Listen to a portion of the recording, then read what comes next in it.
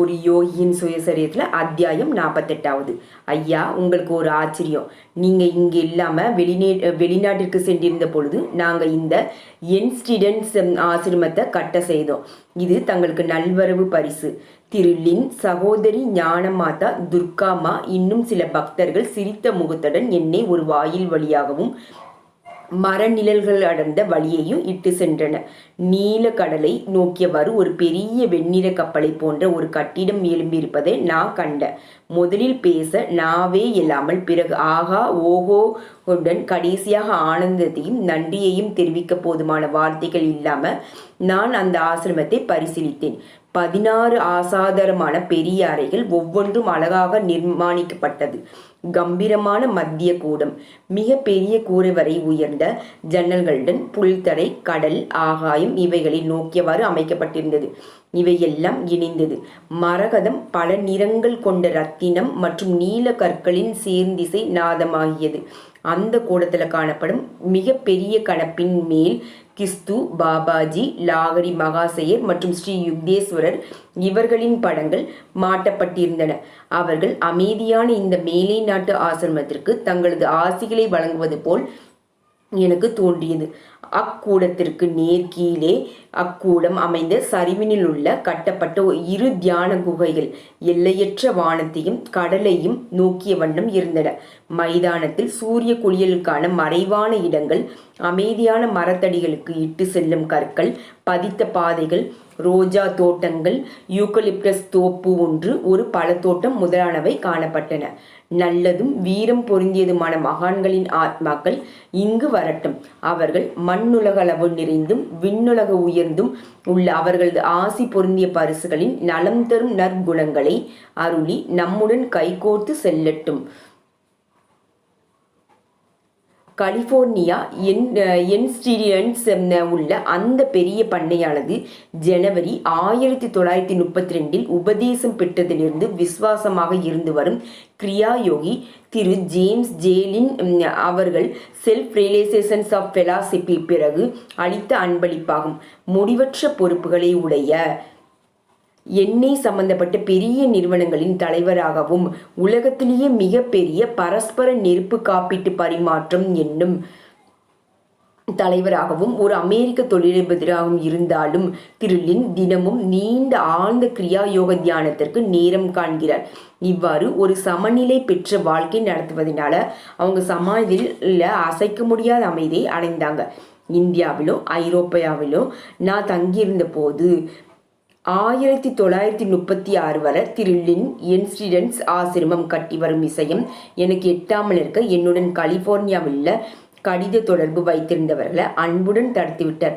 ஆச்சரியம், ஆனந்தம். அமெரிக்காவில் என் தொடக்க வருடங்களில் ஒரு சிறிய கடற்கரையோ ஆசிரமத்திற்கு இடம் வேண்டி கலிபோர்னியா கடற்கரையோரத்தில் தேடி அடைந்தேன். நான் ஒரு தகுதியான இடத்தை கண்டுபிடிக்கும் போதெல்லாம் ஏதாவது ஒரு தடை தவறாமல் ஏற்பட்டு எனக்கு இடையூறு அளித்தவாறு இருந்தது. இப்பொழுது என்சிடென்ஸில் சூரிய ஒளி நிறைந்த அந்நிலப்பரப்பை நோக்கும்போது வெகு காலத்திற்கு முன்பு ஸ்ரீ யுக்தேஸ்வரர் முன்னறிவிப்பாக கூறிய கடற்கரை அருகில் ஒரு ஏகாந்தமான இடம் என்று வாக்குப்பளித்ததை பணிவுடன் உணர்ந்தேன். சில மாதங்கள் கடந்த பின்பு 1937 ஈஸ்டர் பண்டிகையின் பொழுது பின்னால் நடைபெற போகும் அநேக ஈஸ்டர் சூரியோதய பிரார்த்தனையில் முன்னோடியாக புது ஆசிரமத்தில் புல்வெளியில் இந்த முதல் சூரியோதய பிரார்த்தனையை நான் தொடங்கினேன். குழந்தை இயேசுவிற்கு கீழ்த்தசையிலிருந்து காணிக்கைகளை கொண்டு வந்தவர்களான புராதன மகான்களைப் போல் பல நூற்றுக்கணக்கான மாணவர்களை பக்தி கலந்த வியப்புடன் அத்தினசரி அதிசயத்தை கண்டவாறு இருந்தனர். அது கீழ்வானில் ஏழும் சூரியோதய நிகழ்ச்சி. அதன் பவித்திரமான புகழை ஒலித்தவாறே மேற்கே பசிபிக் சமுத்திரம், தூரத்தே ஒரு சிறு வெண்ணிற இடம் மற்றும் வானில் தனியே பறக்கும் ஒற்றை கடற்பறவை. கிறிஸ்துவே, நீவிர் உதித்து விட்டீர். இளஞ்சூரியனுடன் மட்டுமின்றி பிரம்மத்தின் முடிவற்ற விடியலில் உதயமாகிவிட்டீர். அநேக மகிழ்ச்சிகரமான மாதங்கள் சென்றன. என்சிடென்ஸ் பரிபூர்ண அழகிய சூழ்நிலையில் நான் வெகு காலமாக திட்டமிட்டிருந்த காஸ்மிக் சான்ஸ் என்னும் பிரபஞ்ச கீதங்கள் எழுதும் பணியை செய்து முடித்தேன். நான் அநேக இந்திய கீதங்களுக்கு ஆங்கில வார்த்தைகளிலும் மேற்கத்திய இசையில் ஸ்வரத்தாள அமைப்புகளும் கொடுத்தேன். அதில் அடங்கியவை சங்கரருடைய கீதமான பிறப்புமில்லை இறப்புமில்லை, சமஸ்கிருத மொழியிலுள்ள பிரம்மாவிற்கு தோத்திரம், தாகூரின் யார் உலார் என கோயிலில் மற்றும் பல என் சொந்த தொகுப்புகள். நான் என்றும் முன்னுடையவன், என் கனவிற்கு அப்பாற்பட்ட தேசத்தில் என் ஆத்ம அழைப்பை உனக்கு விடுக்கிறேன், வா என் ஆத்ம கீதத்தை கேள் மற்றும் அமைதி கோயிலில் என்பவை ஆகும்.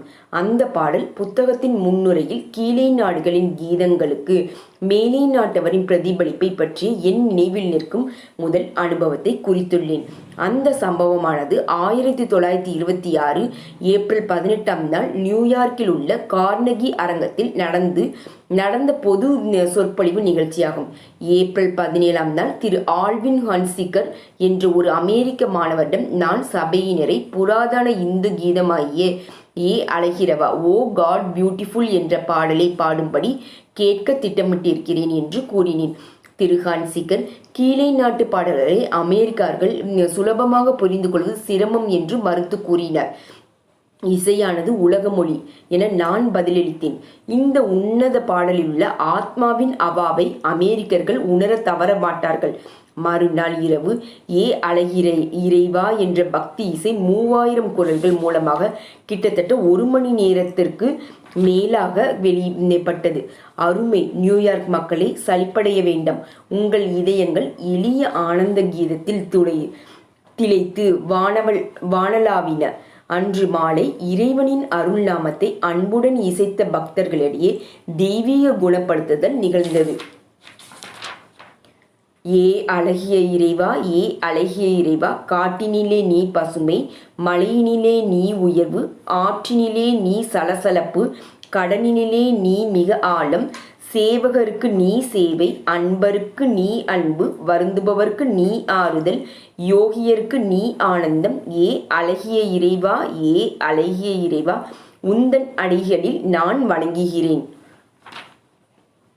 1941 நான் பாஸ்டனில் உள்ள செல்ஃப் ரியலைசேஷன்ஸ் ஆஃப் பிலாசபி மையத்திற்கு விஜயம் செய்தேன். பாஸ்டன் மையத்தில் தலைவரான டாக்டர் M.W. லூயிஸ் புன்முறுவளித்தபடி, ஐயா, நீங்கள் அமெரிக்காவில் இருந்து ஆரம்ப வருடங்களில் இந்நகரில் குளியலறை கூட இல்லாத ஒன்றை அறையில் தங்கியிருந்தீர்கள். பாஸ்டன் நகரானது சில ஆடம்பர வாழ்விடங்களை கொண்ட பெருமை பெற்றுள்ளது என்பதை நீங்கள் தெரிந்து கொள்ள வேண்டும் என்பது என ஆவா என்றார். கலிபோர்னியாவில் செயல்கள் நிறைந்த வருடங்கள் ஆனந்தமாக கழிந்தன.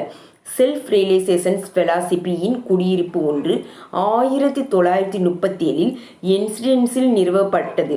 குடியிருப்பின் அநேக செயல்பாடுகள் செல்ஃப் ரியலைசேஷன்ஸ் பிலாசபி கொள்கைகளுக்கு ஏற்ப சீடர்களுக்கு பல்முனை பயிற்சிகளை அளிக்கின்றன.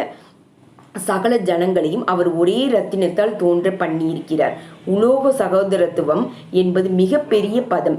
ஆனால் மனிதன் உலகத்தின் குடிமகன் என்ற முறையில் தன்னை கருதி தன் அனுதாபங்களை விரிவுபடுத்த வேண்டும். எவன் ஒருவன் இது என் அமெரிக்கா, என் இந்தியா, என் பிலிப்பைன்ஸ், என் ஐரோப்பா, என் ஆப்பிரிக்கா என்பது போன்ற முறையில் உண்மையாக புரிந்து கொள்கிறானோ அவனுக்கு பலனுள்ளதும் ஆனந்தமுள்ளமான வாழ்க்கைக்கான வாய்ப்பிற்கு குறையவே குறையில்லை. ஸ்ரீ யுக்தேஸ்வரர் இந்திய மண்ணை தவிர வேறு எங்குமே வசித்தில்லையெனினும் அவர் இந்த சகோதரத்துவத்தின் உண்மையை அறிந்திருந்தார். உலகம் எனது தாயகம். தற்சமயம் நன்கு முன்னேறி வரும் ஆசிரம மையமாகும். அதன் கட்டிடங்களில் தொடக்கத்திலிருந்து சன்னியாசிகளுக்கான ஆசிரமங்கள், உண்ணும் வசதிகள், அங்கத்தினர்களுக்கும் நண்பர்களுக்கும் வசீகரம் வாய்ந்த ஏகாந்தமாக இருப்பதற்கான இடங்கள் ஆகியன அடங்கியுள்ளன. நெடுஞ்சாலை பக்கம் இருக்கும் விசாலமான மைதானத்தை நோக்கியபடி வரிசையாக நிற்கும் வெண்மையான தூண்களின் மேல் உலோகத்திலான பொன்னிற இதழ்களை கொண்ட தாமரை போன்ற மகுடம் அமைக்கப்பட்டுள்ளது. இந்திய கலையில் தாமரை பூவானது மூளையிலுள்ள பிரபஞ்ச உணர்வு மையமான சகஸ்ராரம் 1000 இதழ்களுக்கிடையே ஒளி தாமரையை குறிக்கும் அடையாளமாகும்.